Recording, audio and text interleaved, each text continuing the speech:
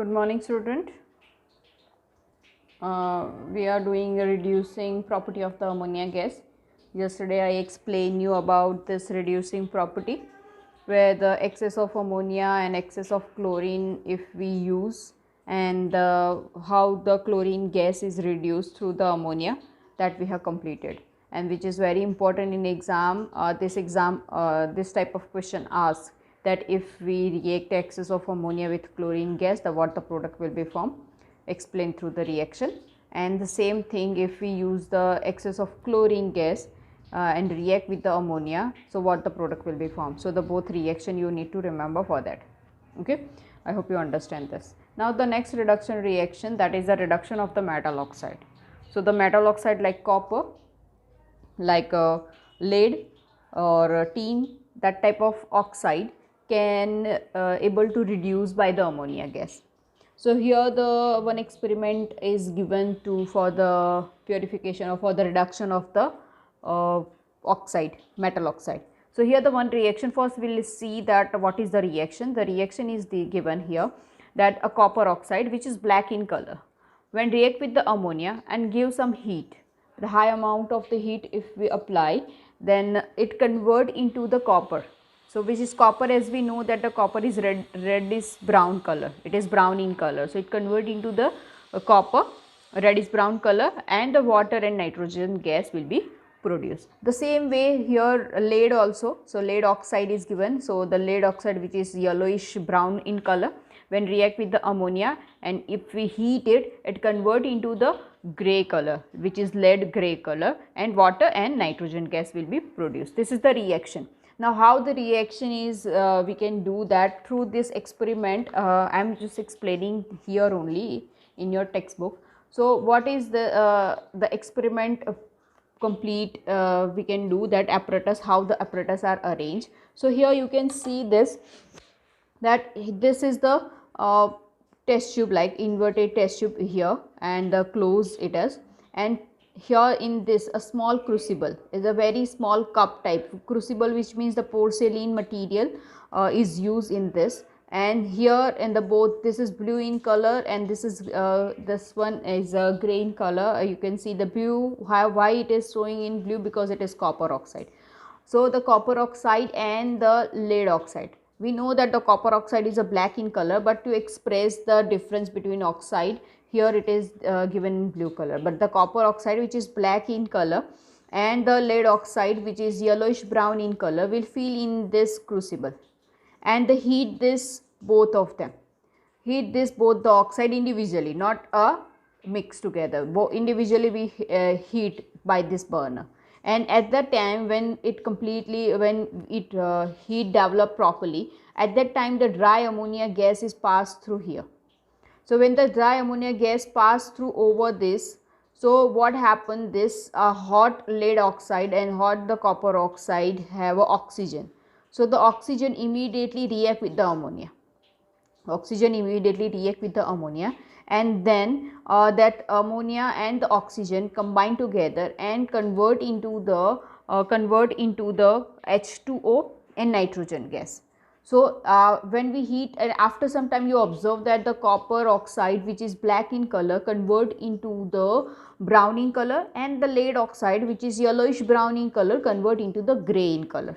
Okay, and then the remaining material which is ammonia, water, ammonia and oxygen, where the, as I told you that water and nitrogen gas is produced. So this is coming here, and this is the U tube, and here U tube, this is the beaker, and this in beaker there is a cold water to make this steam which is coming from this gas is coming from here. So it make it cool down, cool it down. So when it cool it down the gas here, so some liquid is generated here, some liquid is developed, some liquid is settled down here, and the further some other gases which is coming from this is gases is transferred from this downward displacement, and here also a cold water, and this particular gas is developed, and that gas is filled here.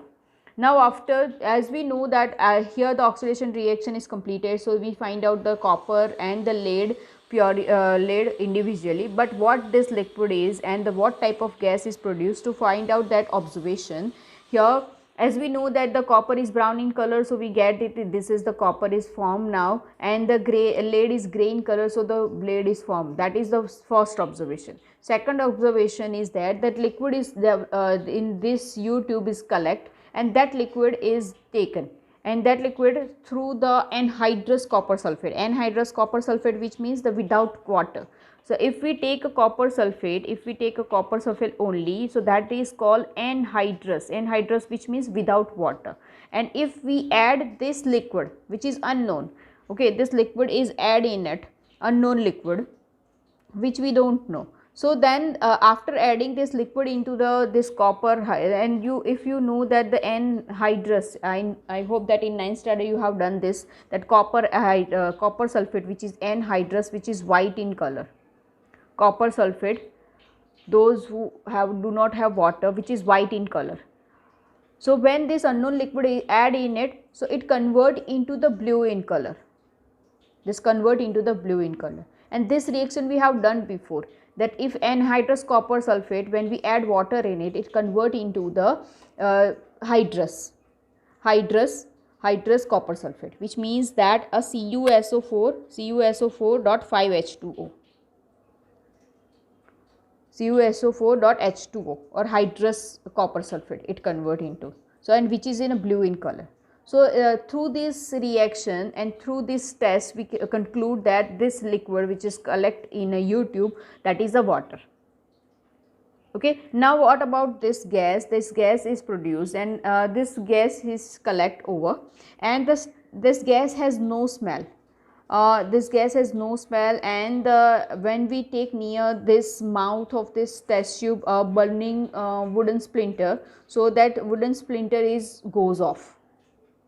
And another thing, it does not turn lime water milky, which means the carbon dioxide, we 9th standard in practical we have done that, and so many times we have wrote in a journal that if the carbonate is there, so it's turned white, it's turned lime water milky, right? So here that reaction also not happening with this gas. So the burning magnesium splinter, which take near to this, and burning a burning magnesium strip taking to near to this, so it burn, and and that particular convert into the pale yellow powder. So this powder on coming in contact with the water give off a gas. This powder, this yellowish powder, when this magnesium burning strip taking near to this gas, that splinter convert into the pale yellow powder, and that pale yellow powder is coming contact with water. See what I am telling you, that the particular gas, which is a pale, we take a magnesium strip, burning magnesium strip taking near to this gas. Now it convert into the pale yellow powder. Now this pale yellow powder, when we add the little water, in it, a drop of water in it, so immediately some smell is coming out, and that smell is like ammonia. The smell is like ammonia, and thus we can able to find out that whatever the gas is evolved in this, which is nitrogen gas, This all of this reaction which I am telling you, these are the tests to find out the different compound. Okay, we conclude that this liquid, we find out the liquid is water through this anhydrous copper sulfate. We found this gas through this magnesium strip, burning magnesium strip. Also we have done some reaction with the wooden splinter test also we have done. So all these tests through we can able to find out the what type of gas in what type of substance is generated, developed after the chemical reaction. Okay, so this is the basic reaction experiment we have done that, and through that we can conclude here this is the reaction in your textbook or here also, that a copper oxide when react with the ammonia, the copper will be formed which is reddish brown, water and nitrogen gas will be produced. Okay, so this is the reduction reaction. So here our reduction reaction is over. So our second part of the chemical reaction, that is the reduction reaction, is over. Now let's do the third part, that is the basic nature of the ammonia. So basic nature of ammonia, NH3, basic nature of ammonia will take. So as we know that ammonia have a 3 bond like this, nitrogen and hydrogen combined with the covalent bond. Ammonia is combined with the covalent bond, and the nitrogen have a partially negative charge and the hydrogen have a partially positive charge, so that we can say that it is polar covalent compound. It is a polar covalent compound. So ammonia is a polar covalent compound. That is the first basic nature, first nature of the ammonia. Second, that ammonia is a dry ammonia, which means that ammonia gas, I am talking about ammonia gas, NH3 gas. If we are taking a dry ammonia, then it behave as a neutral, which means that towards the litmus paper it did not give any reaction. Towards the litmus paper it did not give any reaction. So that is why it behaves as a neutral towards the litmus paper. Okay. Third point, ammonia, aqueous solution of the ammonia is a chemically we can say that NH4OH. If we take an aqueous solution of ammonia, then its chemically formula is NH4OH, which is called ammonium hydroxide. That you know very well. This 3 point you know very well. Now the 4 and important point for exam point of view, a saturated solution of the ammonia in water is called liquor ammonia. Liquor ammonia, remember student, what is the meaning of liquor ammonia? A saturated solution. Saturated solution, which means that when we dissolve the ammonia gas into the water, so it becomes saturated. So then that saturated solution is called a liquor ammonia, or another name is ammonia fortist. Ammonia fortist. But maximum time it is well known for the liquor ammonia. So remember this point. Okay. Then fifth number, density of the ammonia is a 0.88. Then a 6th point, the aqueous solution of the ammonia behave as a weak base. Aqueous solution of the ammonia behave as a weak base. Here the dry ammonia behave as a neutral, but the aqueous solution of the ammonia behave as a weak base, not a strong base. Why weak base? How we can get the weak base? By the litmus paper. Turn red litmus paper blue, phenolphthalein, which is colorless solution, is convert that colorless solution into the pink, and the turmeric solution convert into the brown. So that are the tests to find out the basicity of the basic nature of the ammonia, basic nature of the ammonia. I hope you understand this. Is through this 3 experiment we can able to find out the any component basic nature. Okay. Then the next point, the 6th, aqueous solution of the ammonia react with the acid, gives salt. This is the neutralization solution.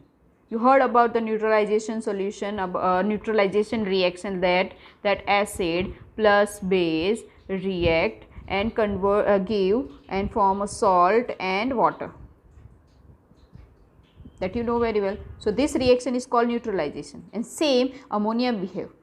So aqueous solution, which means ammonium hydroxide, react with the acid and give a salt plus water. So these are the 6 basic nature, these are the 6 basic fundamental thing about the ammonia gas that you need to know, that how ammonia behave as a basic. It is polar covalent compound, aqueous solution known as ammonium hydroxide, which is also known as a liquor ammonia. The density of ammonia is a 0.88, and the basic nature we can prove by this 3 reaction. Now some common reaction of the basic, some common chemical reaction for the ammonia. Okay, I hope you understand this. There is no doubt. If you have a doubt, you pause the video and you ask me between. Okay. So now let's learn some chemical reaction of the ammonia.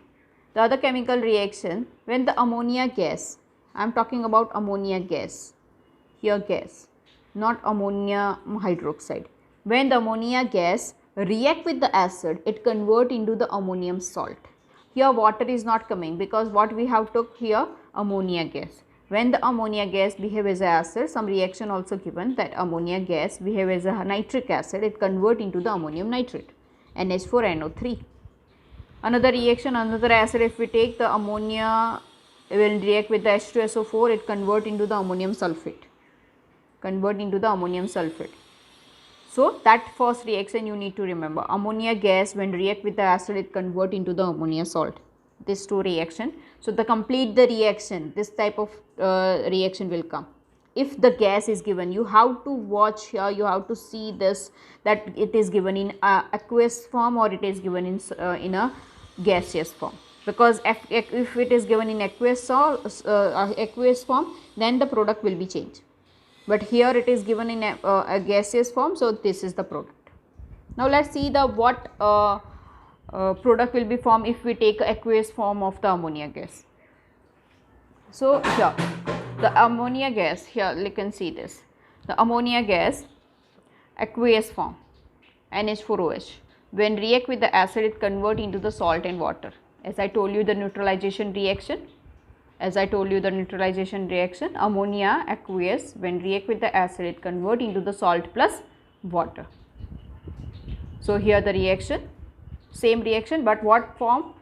The ammonium hydroxide, when react with the nitric acid, it convert into the ammonium nitrate plus water.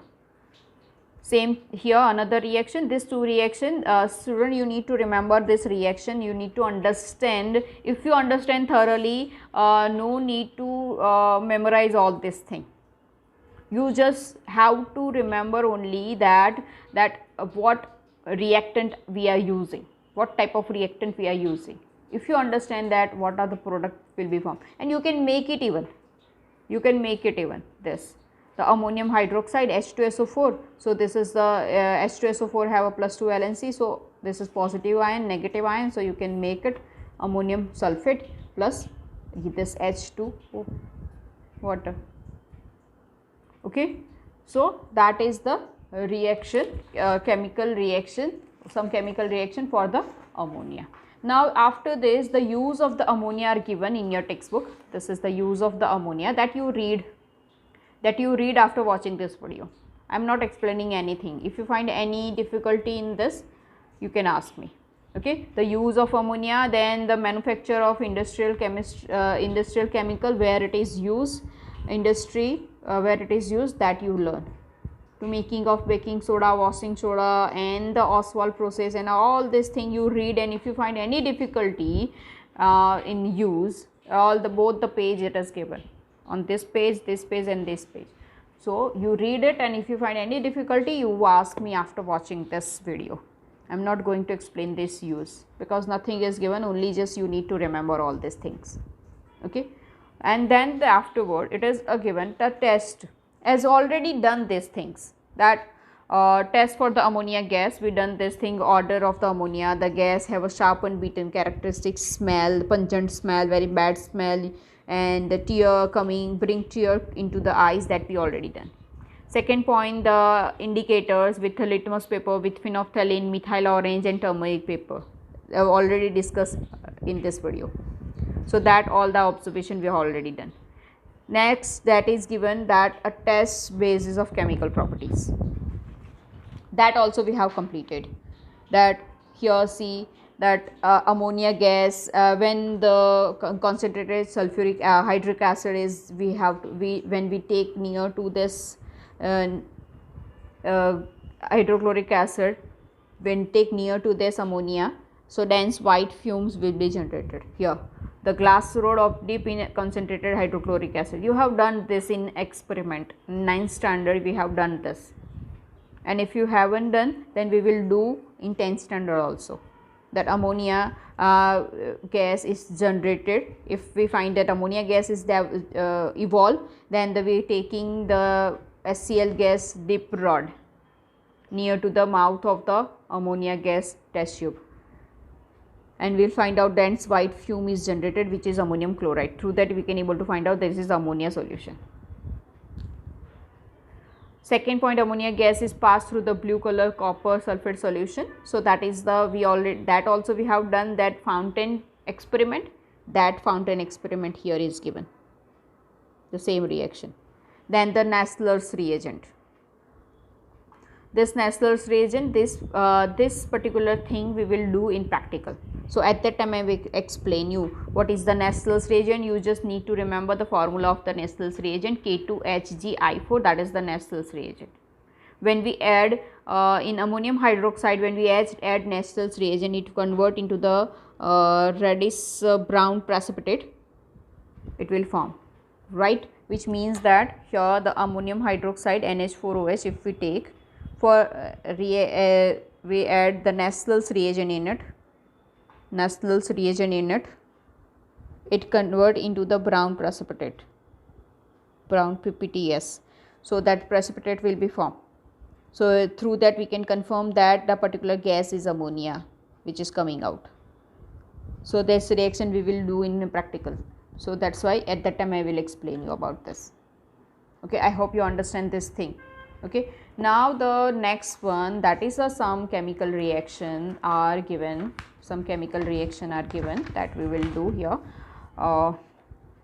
like this. The aqueous ammonia is a good analytical tool. Aqueous ammonia is a good analytic tool. Now analytic tool, which means that to finding out the particular metal, that particular metal is, suppose we have a particular metal salt like zinc sulfate or zinc nitrate or ferrous sulfate or ferric sulfate. So that salt, if we have particular metal salt and we want to find out, we don't know that which salt it is. So to finding out that salt, we are doing some reaction, and that reaction is known as an analytical reaction. So to do that reaction, thus ammonia is used. That's why it is known as an analytical tool. Okay. So the aqueous ammonia is a good analytical tool with a soluble salt of the metal, except potassium and sodium. Because they are highly reactive. They are highly reactive with water even. So that's why they cannot able to react. So the except potassium and sodium salt, other salt like zinc and iron and lead and copper, all the metals. So other metal salt, when react with the ammonium hydroxide, it form a soluble salt like this here. For that, suppose a zinc nitrate.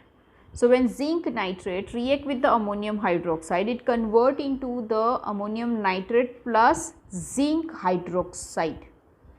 This is the metal salt which produce, and this produce a particular color precipitate, which is, suppose it is zinc. So zinc form a white gelatinous precipitate. So if we observe that unknown, suppose this is unknown for you, and you add ammonium hydroxide, that in unknown compound, and if you observe the white gelatinous solution or white gelatinous PPT in the solution, then you can conclude that whatever salt you took or whatever unknown salt you took, in that unknown salt Zn plus 2 ion, Zn plus 2 is there. So this is called analytical reaction, or analytical, which means that to finding out the particular unknown substance, that is called analytical reaction. So ammonium hydroxide is a good tool to finding out this type of metal, oxide metal. So with the aqueous ammonia solution, give their respective hydroxide and ammonium salt. So I hope you understand. So you need to remember this, that when the ammonium hydroxide is react with the particular metal salt, it convert into the particular color precipitate or particular hydroxide it gives. So this color of the precipitate you need to remember. So with the zinc hydroxide, it will give white gelatinous solution. With FeSO4, Fe plus 2, for the Fe plus 2, it gives a dirty green color. For the Fe plus 3, which means the ferrous chloride, this is ferrous chloride and ferrous sulfate and ferric chloride, it gives a reddish brown color, and that reaction is given in your textbook. This reaction is given in your textbook here, this reaction. So this table is very important. Fe when produce white gelatinous like, Fe plus 2 dirty green, Fe plus 3 reddish brown, Pb plus 2 white and copper pale yellow.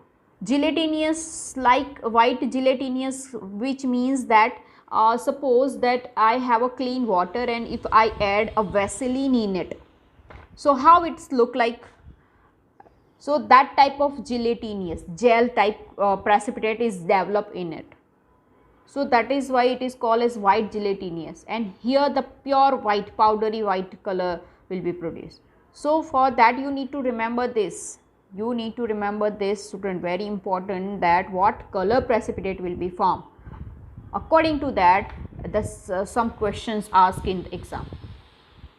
Very important for exam point of view. I will give you some question answer when I took revision of this chapter, or after this period if I have a time. Okay, I hope you understand this thing, student. Then the last one of this ammonia gas, that is the formation of the complex compound. So how it is formed? First let's see that. First let's take a copper sulfate solution which is blue in color, hydrated copper sulfate solution which is blue in color. Add drop by drop ammonium hydroxide in it. So if you add drop by drop very slowly and very less amount of the ammonium hydroxide if you add, then it convert into the ammonium sulfate and the copper hydroxide, which is a pale blue precipitate, Cu plus 2, it is convert this. So this product will be formed. What product? Ammonium sulfate and the copper hydroxide, and copper hydroxide pale blue precipitate will be formed. And this pale blue precipitate and this mixture of this whole thing, if we take one more. So first what you have to do, copper sulfate you have to take in a test tube, add NH4OH in it, so pale blue precipitate will become. Now no need to do anything, just add more ammonium hydroxide in it. Just add more NH4OH ammonium hydroxide in it. Excess amount of the ammonium hydroxide if you add in it, so then it will convert into the deep blue color. This is light blue, pale blue color. Now it convert into the deep blue color, dark blue color. First at initial stage when you are adding ammonium hydroxide, it is given a blue color, but pale blue color. When you add more ammonium hydroxide, which means excess, so it convert into the deep blue color precipitate, which is called as a termine,